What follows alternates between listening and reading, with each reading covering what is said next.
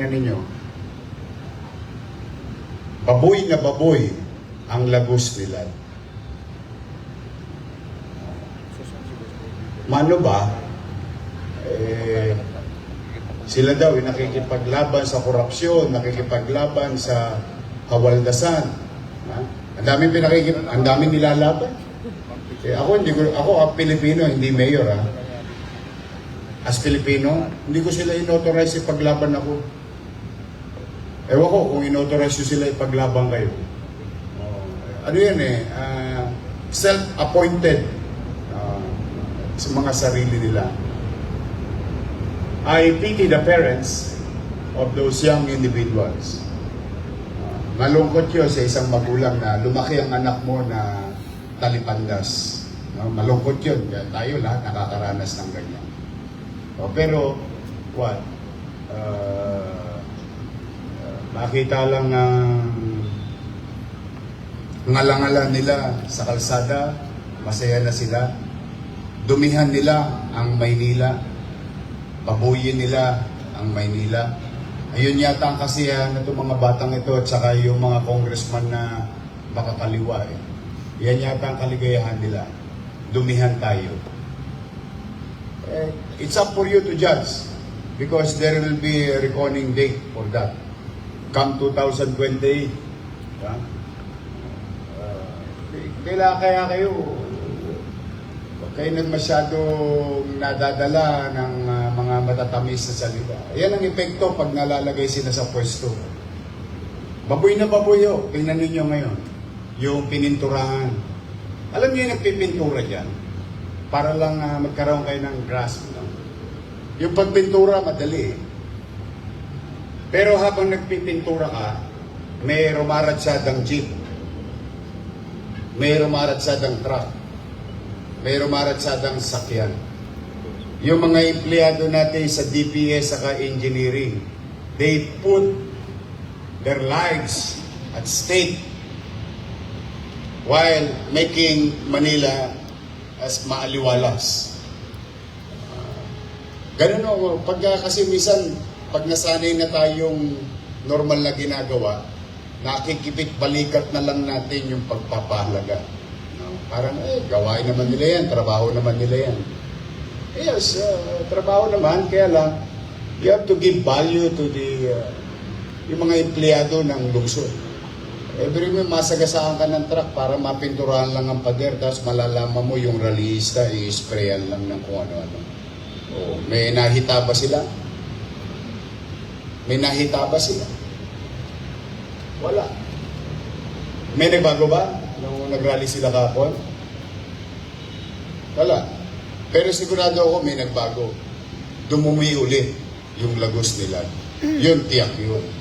Yun, kung yun ang klase ng pamumuhay nila, yung kadugyutan, sana wag na nilang dali sa Maynila. Because you, the people of Manila, deserves better. We deserves better. Marapat lamang na magkaroon ng maaliwalas at kapanatagan ng pamumuhay ng bawat Manileño. Alam mo masakit dito? Most of them dayo.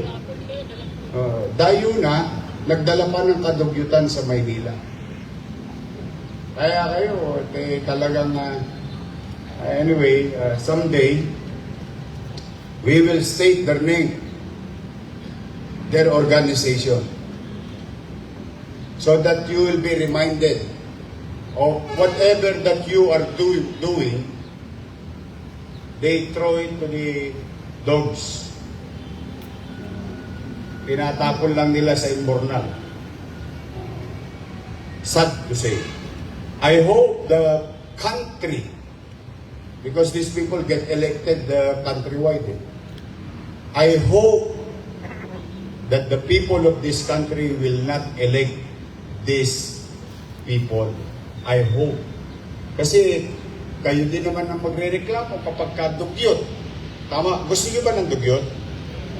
Gusto niyo ba ng mabaho? Gusto niyo ba ng magulo? Napaka-toxic na nga ng mundo Nakikisali pa to. What we can do as government is to really excel from our field of undertakings. Each and every one of you.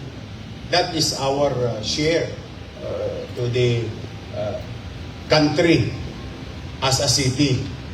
That is our obligation to the people of Manila. But then again, nandiyan na yan, Andres, padala mo ulit yung bata mo ro, sana hindi masagasaan. Wala tayong magagawa. Kaligayahan nila na maging artist. Kala ko mga estudyante ito, mga, ano pa ito, artist. Sad to say, a bad Monday for us. Pero tingin ko, masayang-masaya sila ngayon. They are in jubilation na dinugyot nila ang Maynila. Kaya I will never ever like them with all honesty. Minsan parang may sense pero hindi. Yung sense kasi is cloak, making it appear na pinaglalaban nila tayo. Hindi nyo kami pinaglalaban, binababoy nyo po Maynila. Yan po ang katotohanan. At sana, someday, bigay nyo sa amin, bigyan nyo nga ako ng address ng mga batang ito. Kung merong gusto mag-volunteer, bigyan nyo ako ng address. Pupunta rin ako sa bahay nila. I-sprayan ko rin. Tingnan natin, what would you feel kung bahay nyo yung gawin kong gano'n? Pupunta ako sa bahay nyo, i-express ko yung damdamin ko, sabihin ko, talipandas ka. What would you feel kung bahay mo yun? This is owned by the people of Manila. Pag-aarian ng taong bayan. At hindi ko mo pag-aariin mo yan, nating lahat ay binibigyan ka ng karapatang sirain or babuyin. Hindi. Kasi yung katabi mo, pag-aari din niya yun. Lahat tayo may may-ari nun. At meron tayong responsibilidad sa ating sarili at sa kapwa at sa pamayanan na maging responsableng individual. Na mapangalagaan ang mga bagay na pinakikinabangan ng mamamayan. So that's the sad part of this matter. But we move on with our lives. We're just gonna do our job. Sa taxpayers of the City of Manila, today, I'm going to spend money, acquire paint, not for donation anymore, because hindi naman po pwedeng laging donate lang ng donate. Sa mga mamamayan ng lungsod ng Maynila, gagastusin ko po yung salapi ninyo. Bibili po ako ng balde-baldeng pintura at roller, at imbis na yung mga empleyado ng engineering at DPS ay patuloy na linisin yung sunog sa Parola, sa Pandacan, sa Intramuros, ibibigay namin yung panahon sa kanila para linisin to. So these are the cause and effect of this situation. Pero call naman ako. Matira-matibay dito. Mangangawit kayo kaka-spray. At mahuhuli din namin. Alam mo, pag nahuhuli namin, iiyakin naman. Walang biro. Nung hinuli namin, iiyakan ng iiyakan doon sa MPD. Iiyakin. Ito lang. Nakakalungkot lang, no? Ganito na ba tayo ngayon? Pilipino, kapwa Pilipino.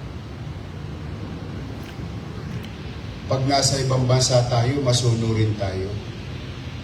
Pag nasa Pilipinas tayo, wala tayong pakundangan.